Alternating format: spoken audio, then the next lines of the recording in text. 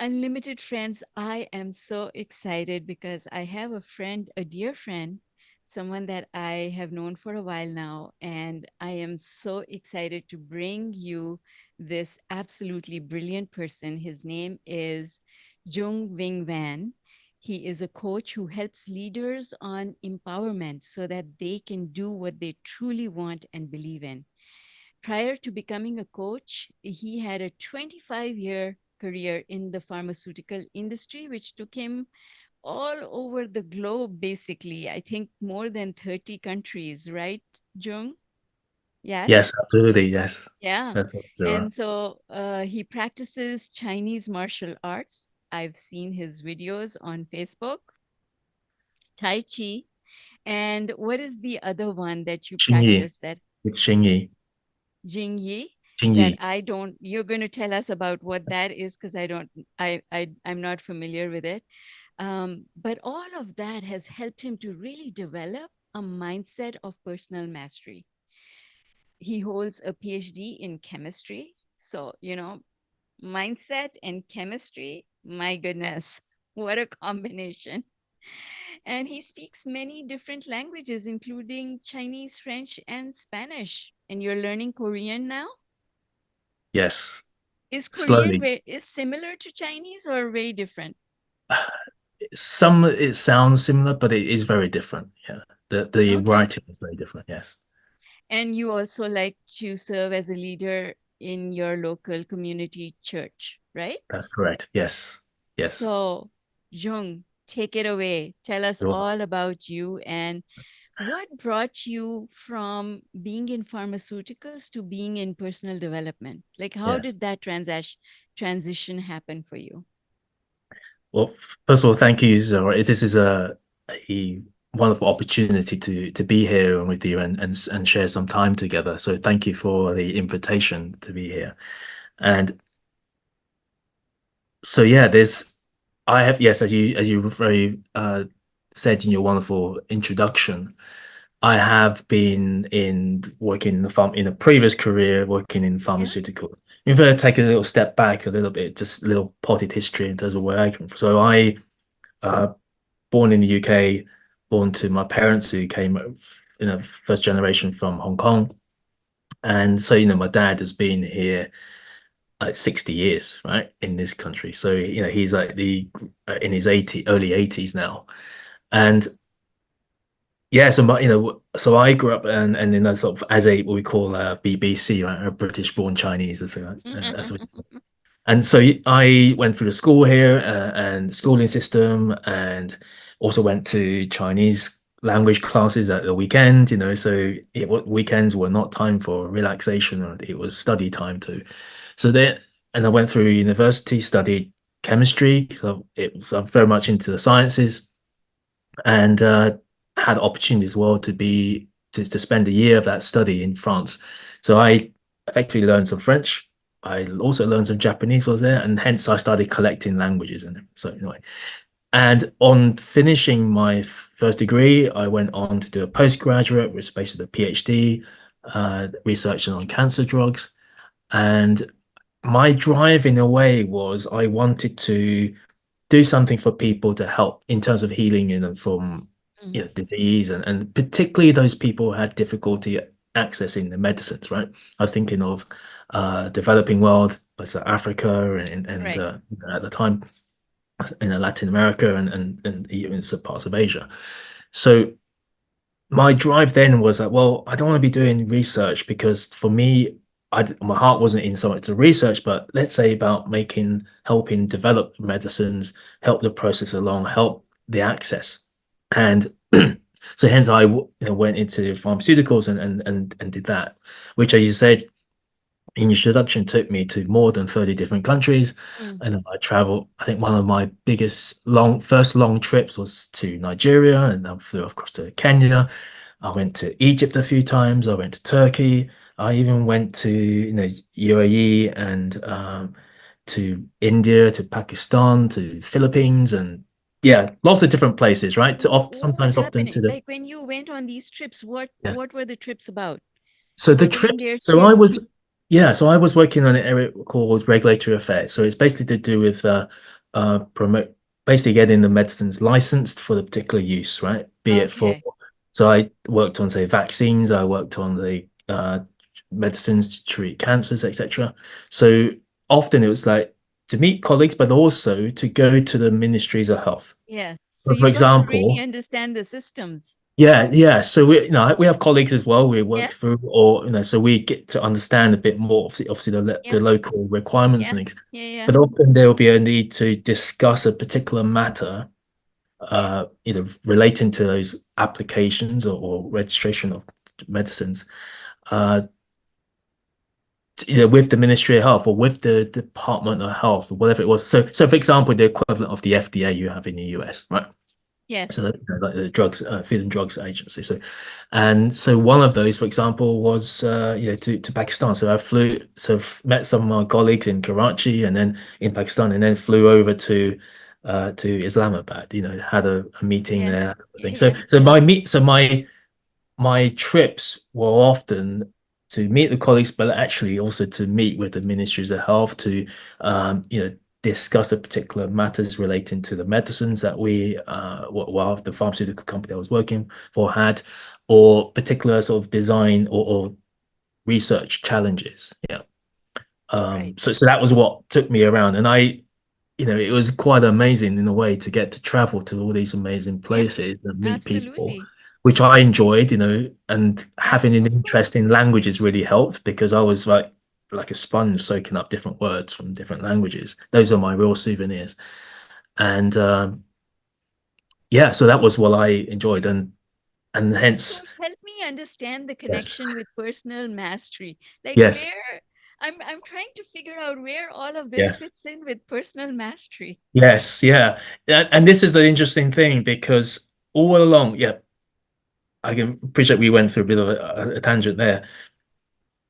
I I've always wanted to be learning new things. That was Right. that. You see the languages, you Yes. see it with my Uh-huh. academic journey, and also, but I also learned that hang on, there's also about wanting to do better for myself. So Right. succeed, of course, right?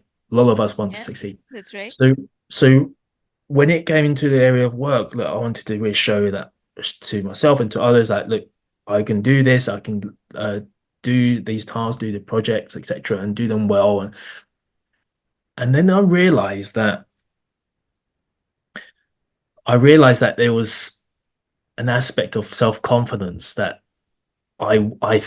maybe showed that I had, but actually inside I didn't feel I You had. didn't feel it. I Ooh. didn't feel I had, and not many people could see that. And it took me a long while before I realized that there was a challenge here in terms of confidence. And also I was thinking, well, what am I doing here? So whilst I was doing all these what appeared to be very wonderful things, I thought, well, hang on, I feel what's the direction? What's Right. my purpose in all this?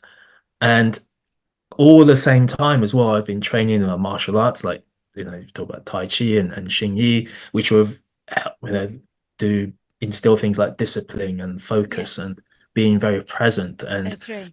uh, but it was those all these things came together. And I'm thinking, well, I want to learn everything. I want to keep learning everything. Mhm. But I read so many books, like a lot of us. We read lots of books and we try. We talk about all Yes. these ideas, and I was talking about all these different things.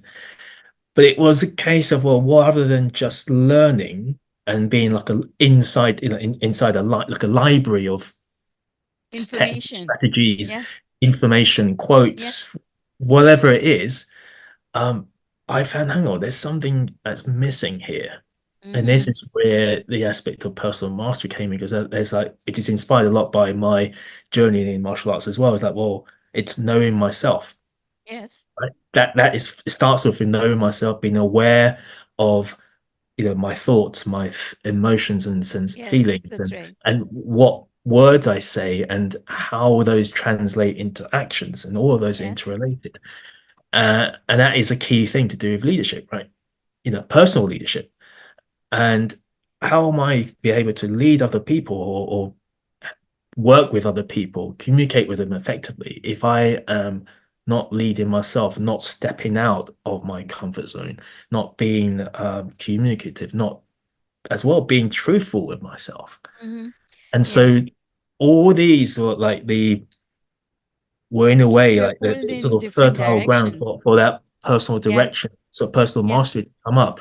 And I also began to realize that as I was mentoring people, both more junior uh, colleagues, Right. as well as being asked by some more senior colleagues to actually almost like reverse mentor them, Hmm. I thought, well, hang on, I enjoy that a lot. And I Ah, was doing as well. I also taught some martial arts as well, and I really, as part of my journey, and I thought, well, I really enjoy it because of course, by helping other people, by helping them sort of gain a better awareness of what they're doing. If they get better awareness, they can make better decisions about right. what their onward progress is and get better results, right? And so I was applying it with myself and helping other people. And so that was really the essence of, for me, personal mastery. And so evolving that my own self-awareness by helping other people with I'm theirs. curious though. Tell me, how did your own life change while you were doing this? Because what I know to be true for many teachers is that when we embark on this journey, Yes. and it pulls us to become better versions of ourselves, our life changes. We help others, but our Mm. life changes in so many amazing ways. So I'm curious, as you started this journey of growth and you started realizing the impact of how when you communicate, Mm. how you're using your language, how did your life change? Yeah, that's a big question, Zara. If I can, I was became a lot more vocal. I Mm, began to really speak up. Now, often I would be the person who would ask questions, and in a meeting, be it in a big conference, be it in a town hall, I would challenge myself. I got to put my hand up and ask a question. But I think it was more of that growth in a way was I started speaking up, not just asking questions, but actually sharing my ideas. okay. Now, sharing the ideas doesn't just mean, yeah, I'll just say something. Yeah. It was, no, I have something that Of I value. Yes. of value. I want to share, but not just I want to share, I need to share. So there's Ah, not this aspect of like confidence in being able to show up, but actually it was a conviction. Because ooh, and that where does that I conviction like come that. from? That Yes. conviction comes from a sense of purpose. Because we can learn, Yes, that's right. you and I, we can learn our Yeah. techniques and how to speak better, etc. And yes, be confident, maybe just stand up straight, look a bit more expansive and expressive. That's sort of the confidence. But actually, I think real confidence, the confidence that, is with us day in, day out, no matter how we're feeling, is that grounded in conviction, which is basically with a sense of purpose. And so, really, my personal mastery thoughts and feelings that were really geared towards finding a sense of purpose and Mm. meaning. Because it doesn't matter how confident you are at doing a particular skill, but if there's no conviction, there's no sense of purpose, well, what's the point? So I What's the think in a point? way, my journey was less. I was learning all these great things, wonderful things, picking up ideas, speaking to people, learning languages, and getting into the martial arts, all that sort of thing. But if there was no purpose to it, then what is it? What is the What's the point point? of the Yes. mastery, right? Gaining Yes. mastery of something. And it was the point in gaining mastery of all these different skills or whatever it is if we don't feel there's any point to it. So was there a teacher who inspired you? Like who kind of encouraged you on this journey? Was it your parents? Was it a teacher, a book? Like Mm, or was it just yourself, just being, okay. going wherever you felt inspired to go? A great question. I I could say I have not done this on my own. I think initially I did a lot of it on my own. And I certainly was very yes, I read a lot of books and things like that and attended talks. I'd say I think if I my parents were they encouraged me to always work hard, and there's also a cultural aspect to that, being the eldest son in a family. But I think also um, there was, I'd say, when I asked someone to help me, not just my manager or whatever, but Right. actually I reached out to somebody to help me, and that was a colleague of mine, years back.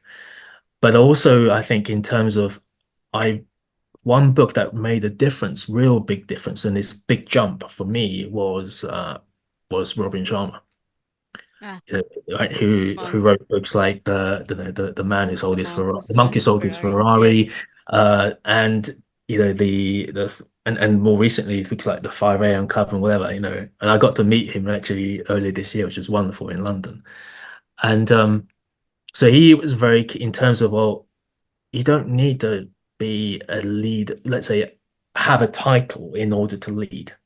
I think that was a clear message That's for me. I thought beautiful.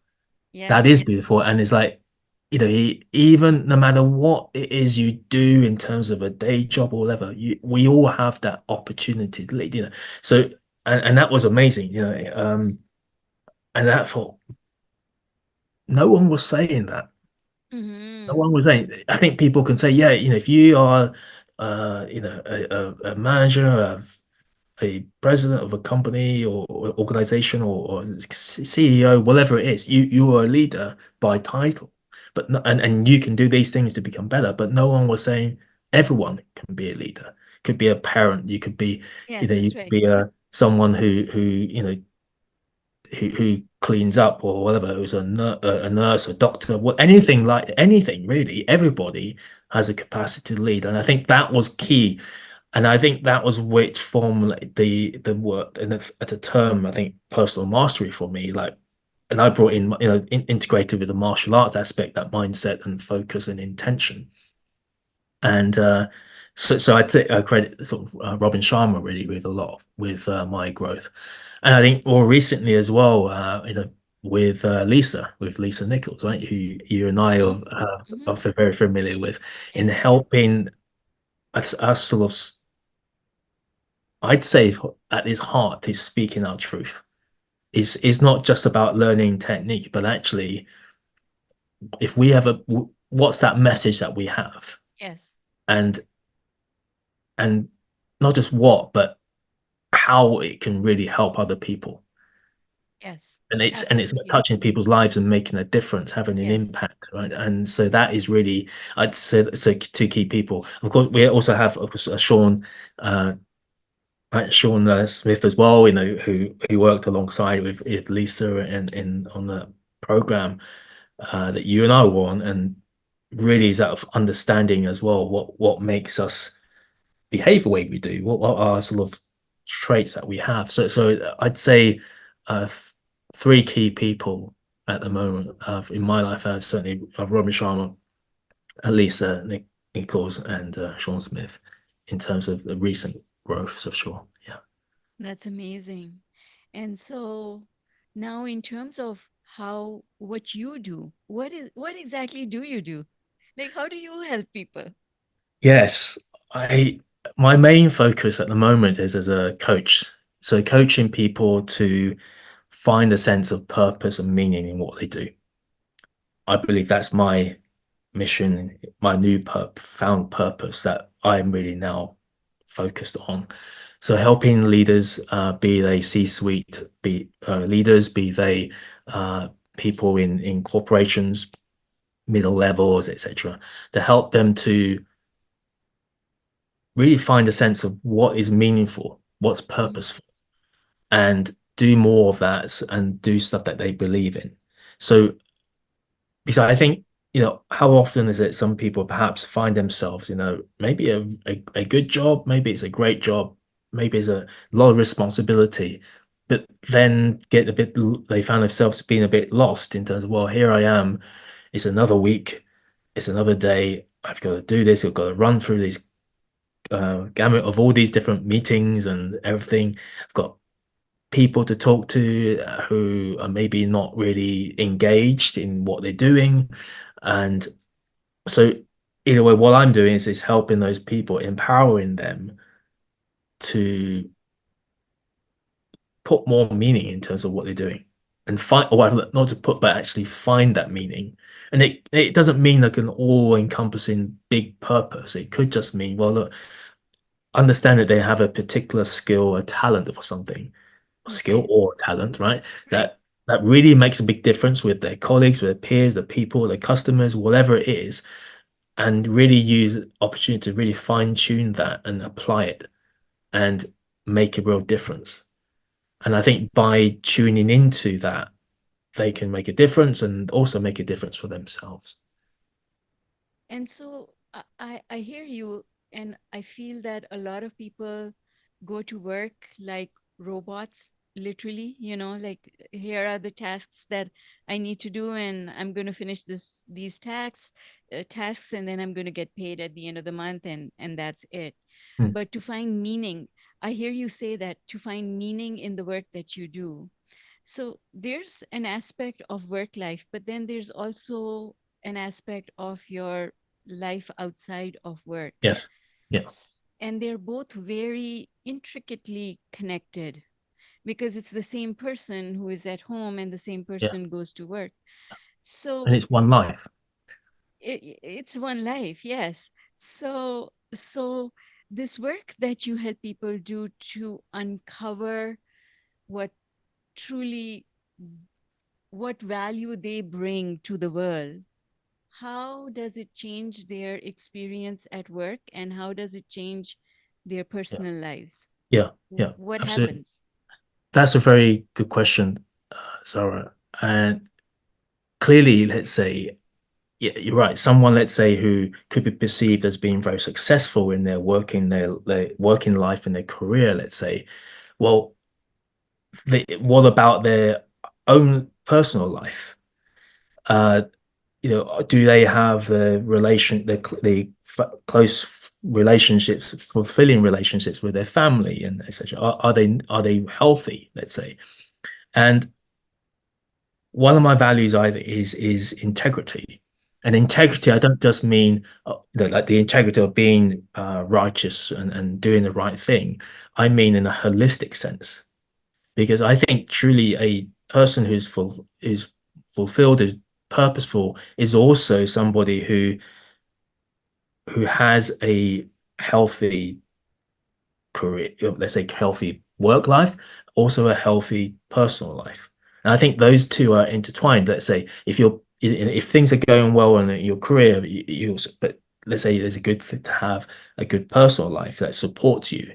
If you have a good personal life, that will support you in your career. So the two are interlinked. In fact, they're mutually supportive. Yeah, they're absolutely very important. And I So, and I one thing I like to do in my coaching is to first of all start from the place of self-awareness. Right. I talked about the self. I think earlier it was the self-awareness of our thoughts and our the emotions we're feeling, the words we say and the actions that we take. yes. And if there's congruency or integrity between those, and they apply at work, great. You get to have a positive impact on your peers, your colleagues, your customers and people that stakeholders, etc. But having that same integrity between the thoughts, your feelings, and your words and the actions, that's bound to have an effect as well at home or in your personal life. So the two are very interrelated. Yes. That leads me to ask you a question.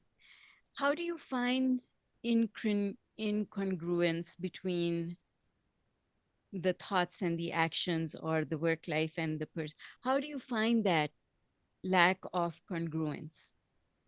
What are the indications of it? Okay. Yes.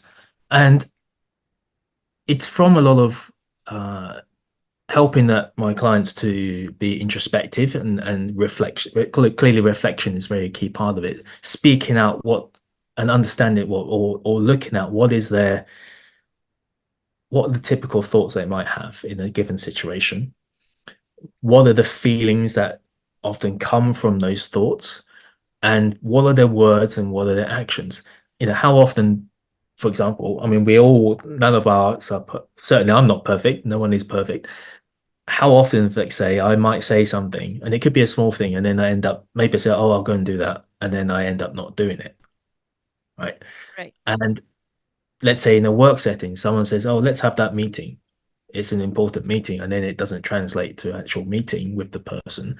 Yeah, that can always happen. So, and sometimes things do slip. So What I think commitment. is important is Is raising the awareness in terms of what actually happens, and is there is there a pattern? is there are we talking about commitment? Like I say I'll do something and whether I do it or not, is that part of it? That is part of it. It's understanding what we typically do.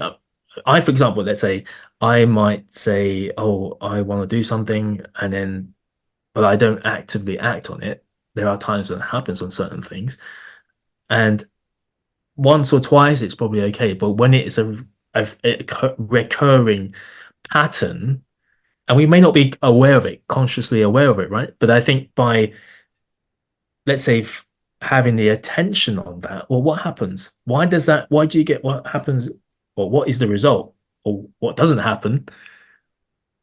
What are possible factors that lead to that outcome? So I can relate to examples where people want to, for example, lose weight and they make a commitment that they're going to go so many times to the gym or they're going to Mhm. stop eating this and start eating this. And then it doesn't happen. It's those New Year resolutions. I'm going to Yes. stop smoking or I'm going to give up alcohol or, give up carbs or whatever. Then it doesn't happen. Yeah. So, what is the underlying reason for that? That's a great question. I think I mean, there's quite a few ways I could answer this. One is,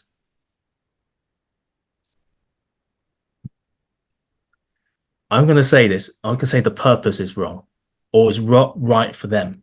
Mm, Because if you say, let's say, I say, someone who's maybe a bit overweight, right? This is a fictional example. Someone yes, who's yeah, overweight, and they yeah, say, I want to lose weight. right.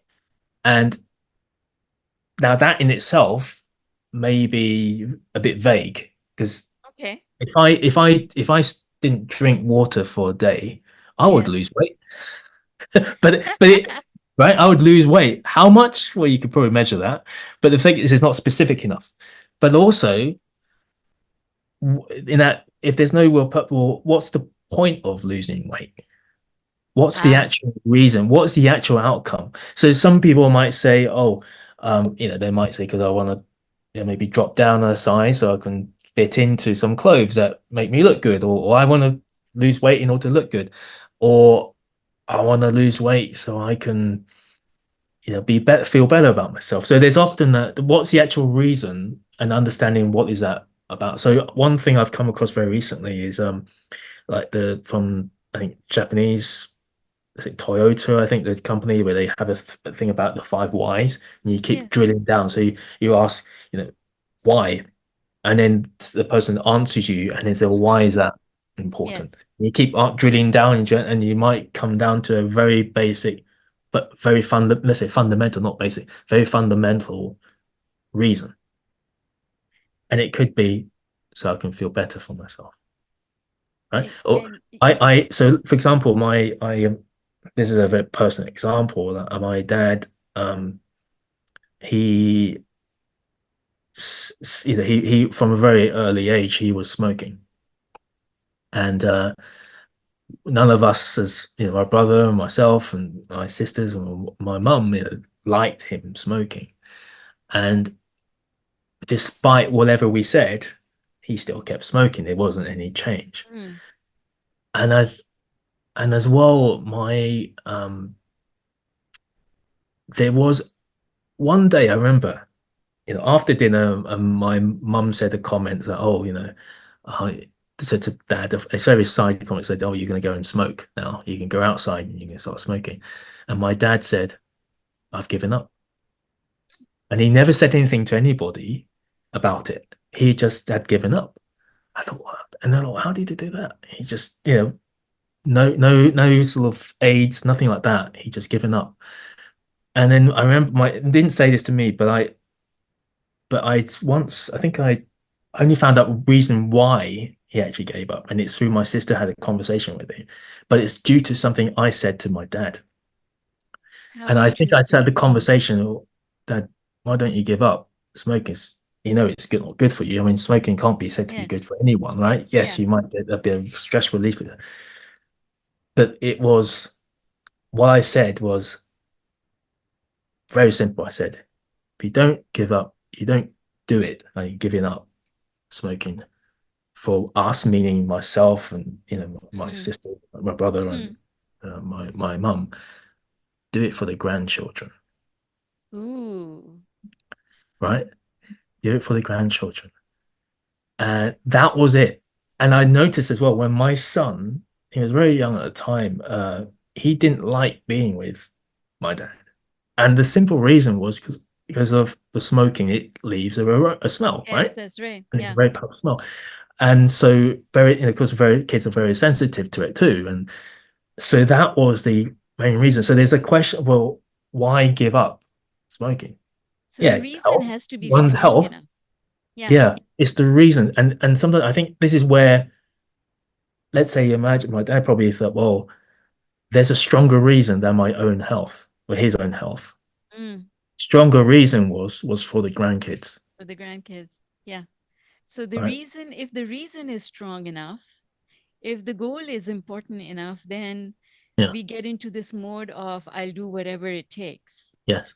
And It's a then personal thing. It has to be it's very a personal. So personal, someone yes, it works what worked with someone may not work for me or for you yeah, or for whatever, right? It has agree. to be very personal because it has to mean something, really Yes, means. that's right.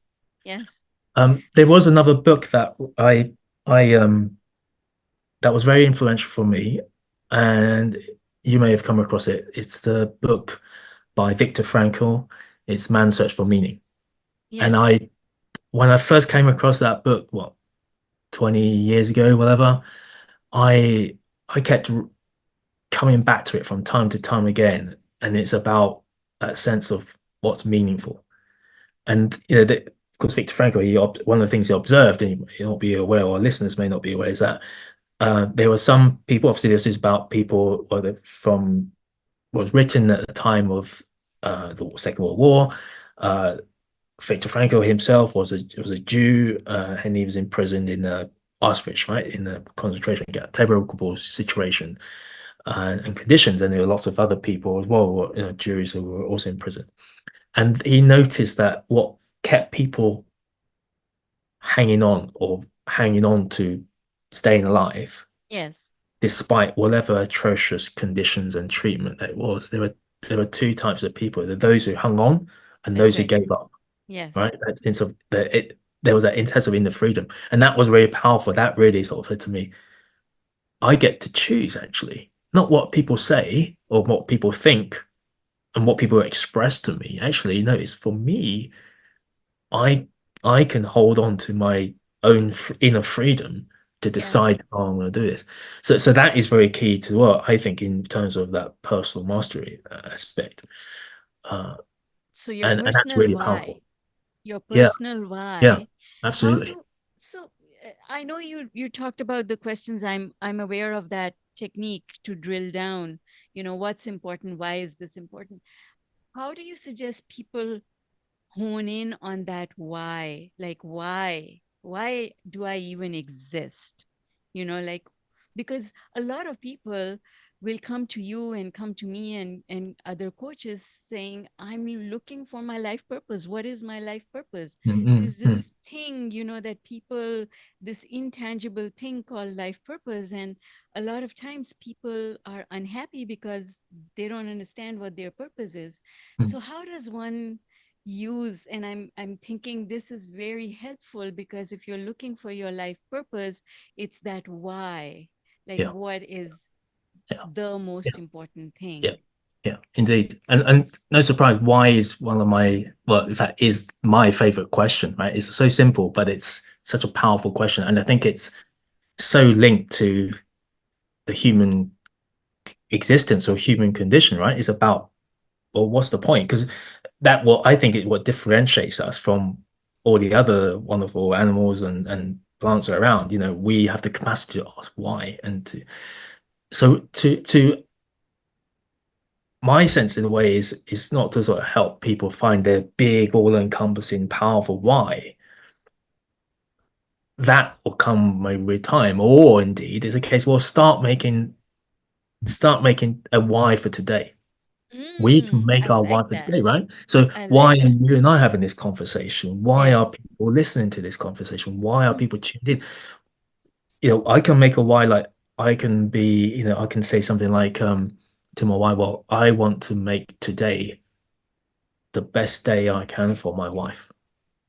I can make today the best day for my children. I can make my today my best day in some way for my colleagues or the people I serve, whatever. So that we can choose to have that.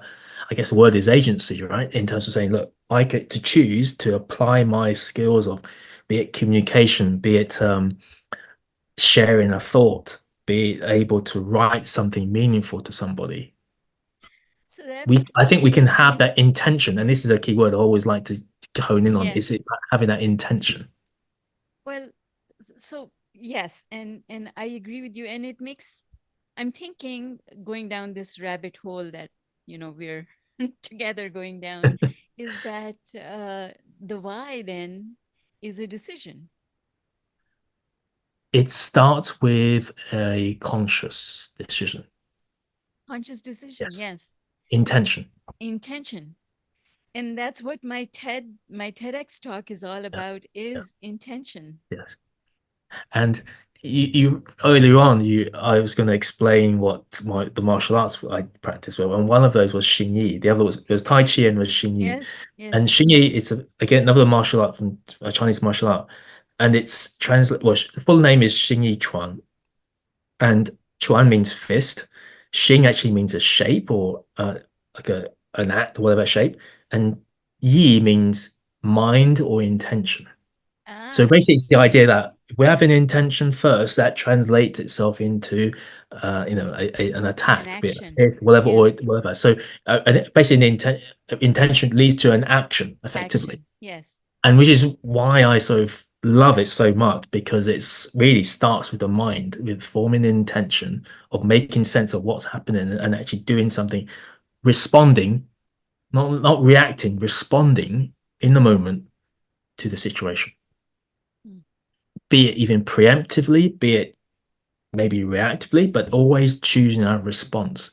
And I think through my journey, up until right now, there have been moments where look, I said, I'm deciding to do that. And a lot of the time before, I Yes. didn't. I just did, I did Yeah. things by default By default. because Yep. it's what people were recommending to you, or say it's a good idea you do Yes. this. If you don't do it, it's going to be bad for you. Yeah. Society shapes us a certain way. And but then having that confidence, and it's not confidence, but more of conviction, saying, look, I get to choose. I get to decide. So that means that we have to take responsibility. Absolutely. Yes. Our ability, and there's that word from Stephen Covey, actually, is another person, right? Stephen Covey in his the seven habits of highly effective people, is that the ability to make a responsibility. It's taking that responsibility or ownership, if you like, of where we are. Yeah. But Jung, a lot of people don't want to take responsibility. Like, you did that to me, the government did that to me, the economy did that to me. Yes. Yeah. I'm not responsible for what's happening to me. So, Yeah. what is a message that you have for those people? I'd say that start somewhere, right? I think it's hard. It is almost impossible to think, oh, I let nothing affect me. Maybe if You're you let someone, human. So, you yeah, sit yourself on the top of a mountain somewhere remote, yeah. and no sort of mobile reception or whatever, you're still going to be affected by your thoughts and Oh, all these yes. things, right? Yes. Or how Yes. you're feeling on Yes. in your surroundings. So I'd say it's a case of starting small. It's like what's going to be, let's say it could be, well, um, it starts with awareness. and saying, well, actually, it's Viktor Frankl says with there's every response is always a stimulus, right? A stimulus leads to a Mm. response or a reaction, Mm-hmm. right? So Mm-hmm. I think it's about starting small. So it could be, for example, in our daily routine, let's say it's about the moment I wake up, I develop the habit or ability or develop the habit of noticing what is my first thought for the Mm. day, right? And even that is a very powerful thing because well, first of all, is it a negative thought? Is it a positive thought? But then it's not, rather than kicking ourselves about, oh, whether, because it's a negative thought, is to say, well, let's turn that into a positive, or at least I can make that a positive. I think that's a really a big I see. step, but with a lot of things that we do, and the thing is, we are naturally, wired. I mean, lots of people talk about this. We're naturally wired for negativity because it's for survival reasons. I think that by having that awareness that we can make a difference to how we're responding, how we're feeling, how we think, what we think about situation So is that key. brings me to another question. As you're saying that, I'm thinking, what is the difference between a negative thought and a positive thought? How do I even identify Yes, whether I'm going negative or I'm going positive? I I don't think we need to worry about that because we Okay. automatically do it, right? We make, and it's through our conditioning, let's say. So let's say, okay, let's use an exercise example because I do a lot of running, I do a lot of body Yes. weight exercises as well as my martial arts. So let's say I'm gonna like say to myself, I'm gonna do push-ups, some push-ups, right? So I'm gonna do some push-ups and I could think, oh, it's gonna hurt me, it's gonna feel really hard. It's like no one wants to do it. Why do I even bother doing it? So I could think of that. On the other hand, I could say, well, I know it's hard. If I do it, I'll get stronger. I'll physically feel better. I would have a better posture, Right. and I'll do it. And I say this in a way as a very real example, personal example, because for the past week or so, I moment I get out of bed, right? Very first example, I did 52 push-ups, right? One go, right? Full Wow. push-ups. And whereas before, I certainly wouldn't have done anything in the like moment I got up. It would have taken a lot longer before I started doing some other exercise. But I feel like I've done something for Uh-huh. the day. But to start the day, that's To I would say congratulate positive. yourself. Yes. And it I would have thought that was crazy. But hey, Yes. people can say crazy. I invite you. If you think I'm crazy, you're fine. Absolutely. I think it's crazy too, but I do it. Right? I do it.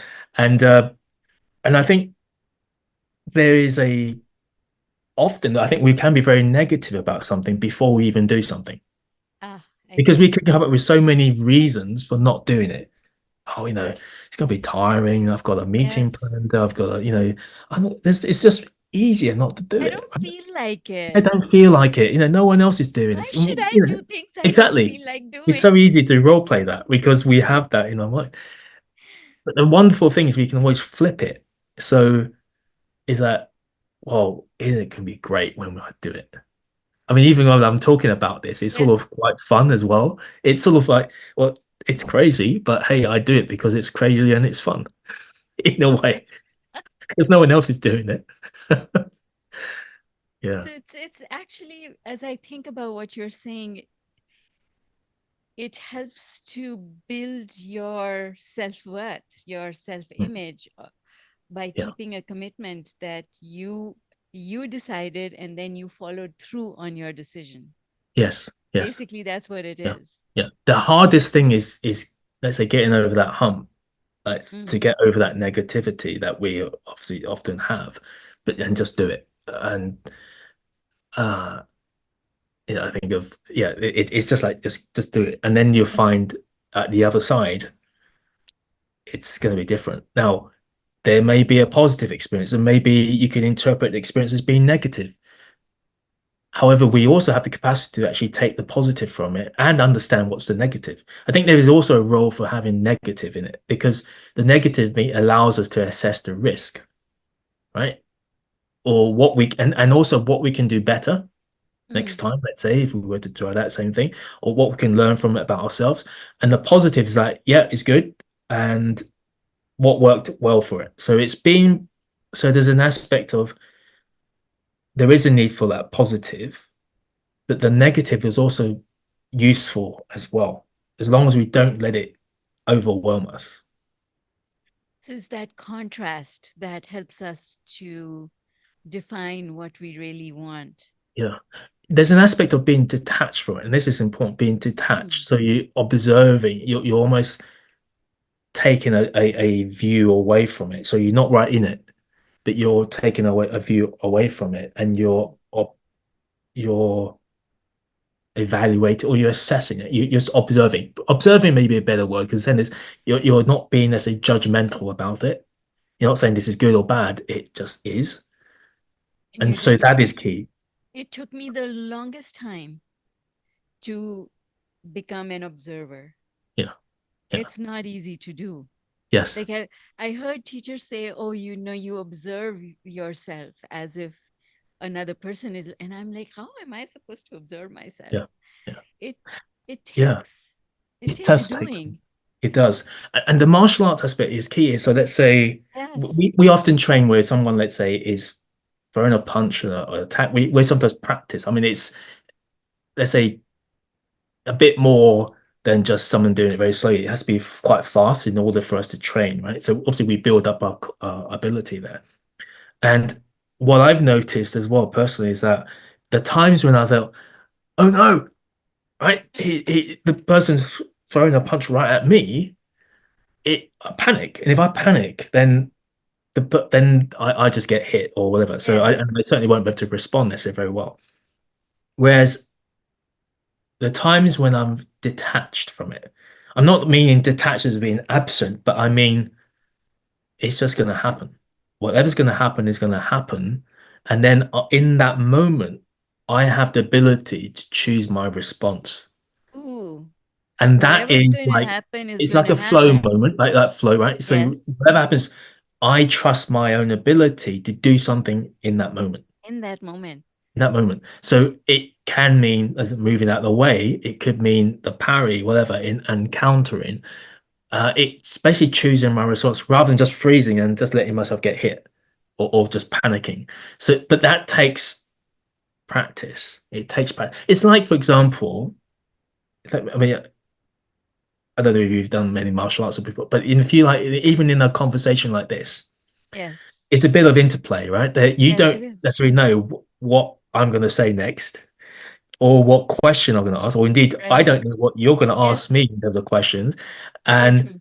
but I'm trusting my ability to respond to your question Yes. and not panic and freeze up, etc. Right? Yes, So that's there's right. similar sort of thing. There's an interchange. It's not a combative thing, but it's an interchange. There's an unpredictability, but it's in a way we're playing. We And are this is the playing. play. Yes. So we're if you think like kids, I say play. I mean, often we as adults we don't normally play very much. Not in the same sense that kids do. You watch kids, they're very present Experimental. It's playing. They're not experimental. Yeah. saying, yeah, and the game is not fun when you know exactly what move they're What's gonna going to make. happen next? Yes. Then Yeah, it's not that is fun. not a game. It's not a It's like game. when you watch something on TV or film or whatever. If you know exactly what's going to happen next, it's not going to be not fun. It's not going to be any fun at all. You're not being going to be entertained. Yes. Whereas if you don't know what's going to happen next, and it's going to be something's going to be unexpected, that's when it's really fun. And there's So like, how true. are you going to react and respond to it? You know, that is the fun. That is that is a creativity as well, right? There's about being present, and that I think is I letting, love that. I love that. yeah, And I'm sitting yeah, here thinking, well, that makes my day when I wake up. It makes my day a game because I don't yes, know what's coming at me. yeah. And you are there. You know, if you treat it as play, You just have to trust your ability to get yeah, through the day. it is that trust that whatever happens, Yes. I will do something about I in will, that yeah, I situation. will do something about it and I'll get to the end Yeah. of this day Yeah. and I'll still be okay. Yeah. Yeah. And how often, for example, I make it a game. I say it in the words like game, where let's say I go out my run and I will sometimes make a point of saying hello to people I come across. Yes. Right? I'm still in the middle of run, I'm still running or whatever, and and I start getting saying hello to people. Now, if I look miserable, if I don't like, Yeah. I'm plodding along and I'm Yeah. staring Yeah. down at the ground and I'm making it look I'm really tired and I don't want to be doing it. How many people are really going to come up to say, "Hi, how are you doing?" It's less likely. But if I'm there playing, like, look, I'm Yes. okay. This is hard, but hey, I'm here and I'm showing up for myself, and Yeah. I say hello, or at least I'm open to receiving hellos and things. Doesn't it make my experience so much better? A lot better. A A lot lot better. better. I mean, Yes. and there are people who I've gotten to recognize and know, and they see me and they've seen, Yes. and even then it's like, hey, I'm doing something here. And it's making my day, it's probably making their day or their morning better in some way. And we talk, I think, about intention as well. There's here in the UK, I don't know if we have this thing called the big issue where people who are, maybe economically disadvantaged, Yes. there's an issue where they get to they can have a like their own little business where they buy these basically they buy at a very low price these magazines. The magazines like on local community issues, maybe a bit of politics, bit of entertainment in there, and then they get to sell those magazines for a small profit. And now, I got there's a lady who near the town down where I live. And I make a point of saying hello to her and, buying a copy, give her a little bit extra. Often I might even buy her something to eat and, a tea or Mm. coffee, whatever, because, she's there, be it cold or wet or sunny or hot, whatever, And I think that I can make a sense of, well, I can do something for somebody. I'm not expecting anything in return. I just want Yes. to do it because I know that I can be something to somebody. That's a And I good think feeling, isn't it? that it's a gift that gives both ways, right? You give Yes. somebody who really needs your help or your presence, even just you to be there. Yes. You you get something back, Yes, you which do. I wouldn't say that's the main reason for it, but something that for me, it's just I want to help somebody, Yes. and I want to, in the way, I'm giving a sense of purpose to whatever I do in a day. And yes, I realize I get something back from it, and I get Yes. to learn more about myself. So I guess it's about playing. I mean, this expression we talk about playing Yeah. full out.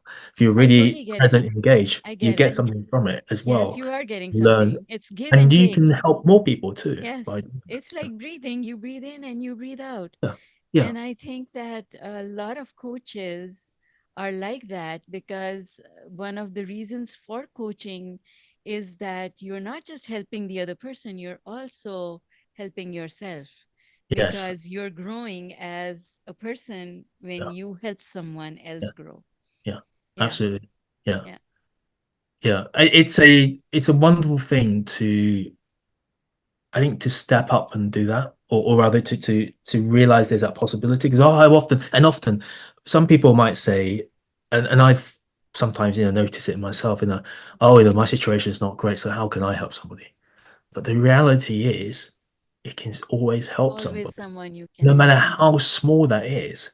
Because that Yes. helping could be, look, even to say hello to somebody, or to smile at them, or It maintain helps. some eye Yes. contact.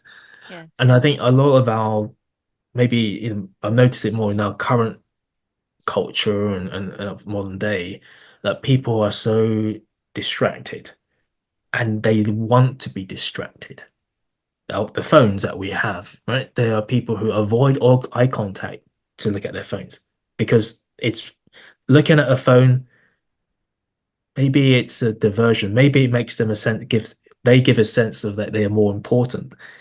Um, they're too busy to maintain some eye contact or say hello to you. If you people you cross in the street type of Sure. thing, I've noticed that, sort of thing. So but that I'm not saying that that happens a lot, Sure. and we all often maybe do that. Everyone's different. Yes. But let Yeah. me So ask you there's something. I'm really curious. So, you talk a lot about martial arts and how it has shaped your view on things and helped you grow as a person. Do you incorporate any of the learnings from martial arts in the way you offer coaching to other people? Yes, I. That's a great question. I like to share some analogies, like just what we did earlier about, Yes. you and I talking. It Yeah. could be, you and I are training our martial arts. You're throwing punches at me, and I'm trying to decide what I'm going to do.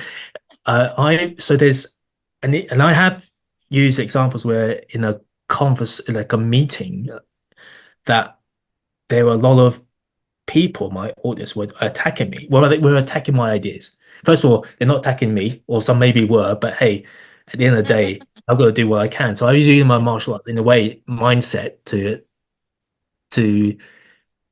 let's say lead through that situation and uncertainty. So that is in a way like an example of an illustration of where like the martial arts like have a mindset comes in. And that can only work with practice, right? Having a discipline to practice. Discipline is key to martial arts. Having Mm. focus, that is key to martial arts. Being that self-belief or trust that I can do something, right? Whether it's to stand my ground and move around and maneuver myself, or to run away, right? It's not halfway. It's always one or the other. Do something that's going to make a difference. So in the coaching I do, I borrow a lot of those types of things, plus from what I've learned from, Chinese philosophy and martial arts from but also one key thing is I raised earlier is about self-awareness. And how do we become more self-aware? We gotta stop what we're doing. Mm. Staying in that moment of just focusing ourselves and for getting that, so well, asking ourselves that question. So, well, what am I feeling? What's a thought that's coming to my mind right now? Not to run after thought, but just be. This is like effectively a bit like mindfulness, but also sensible. What am I feeling? Just How observing. is how's my shoulder feeling? After all those push-ups this morning, how am I feeling? How is that? What's that feel like? Mm. And often we get a tendency to run off with these thoughts and things, right? But that's fine, that happens. But then we like moment we become aware that we run off after it is to come back. So look, and breathing helps us to slow us down. The beauty of breathing is that we get to control how fast our heart is beating, how present we are, right? I The mean, physiology, if I'm going yes. to be present, the last thing I'm going to do is I start hyperventilating, right? That's the Right. worst thing. That Right. happens, right? When it's often we're panicking, whatever. So often we talk about slow down the breathing, make the breathing deeper and everything, and that will help. So I often start my coaching sessions by doing some breathing. It's nothing, it's not like woo-woo or anything like that. It's just about just being changing our state because often, a lot of people, the clients that I work with, they just come off a meeting or they've come off something that maybe they come from a commute and they just like they're just all fired up and stuff and they're tired and whatever. So by breathing helps to ground them, to make them feel centered, make them feel present. And from that state of being centered and present, that's when we can Then we have can, that more yes, self-awareness and then be able to make because it's about making sense of okay, well, where am I? absolutely. And you know what? We could go on forever. Yes. I know it's late where you are. But before I let you go, I wanted to ask you, you were offering something for the audience here. Can you Yes, tell us a little bit about what it is that you're offering and how they can reach out to you and find you? absolutely. Yeah. Thank you for that. Yes, Zara. So yes, I understanding that basically we need to be more self-aware. I just talk about Yes, self-awareness. that's right. And and why is that self-awareness key? It's in order to see where we are, but also where we are as our starting point right today. Right. Because once we have to understand what our starting point is, and that could be, like what's our thoughts and the types of thoughts we have and habits, how are we in terms of the way we manage ourselves, etc. That then we can measure what progress we're making. And so what I'm offering to our listeners today is my personal mastery roadmap quiz. And it's a quiz. It could be completed with under 5 minutes, multiple choice. There's the 27 questions which relate to topics like, your level of self-awareness, your level of self-management, your level of purpose in your life, in your work life, in your personal life, and how good are you at making decisions. All these different things are within that quiz, and it will give you a summary. There's a report as well that you will get, which will summarize your results. And here's a key thing, some points for how you can improve. Oh, that's lovely. So very That's actionable very results, valuable. things that you Yes. can do to make a Yes. difference to it. And it doesn't matter how how high you rate in terms of your performance in these different areas, there's always a room for There's improvement. always room for improvement. Absolutely. So this is Yes. it's something to help you have a better sense of your where you are right now, building your self-awareness. And from that, then, people can have a better understanding. That's something they can take away with them. That And where do we find oh, this quiz? Is it on your website? there is, yes, and there's a link as well, which I believe we can share We'll with drop our the, yes, listeners. yes. Absolutely, yes. And Awesome. there's also opportunity in order to go deeper. There's an opportunity, clearly, to work with me in a one-to-one coaching, and that is when really we can get some results for people to help them make a real tangible and sustainable difference, and in terms of their journey onwards to becoming Fantastic. better versions of themselves and more present and Absolutely. have more And sense of what could purpose. be better, than to Yes, improve your life and just feel better? Yes. yes, absolutely, yeah. Jung, thank you so much for being here with Thank us you. today. We really appreciate all the knowledge that you shared.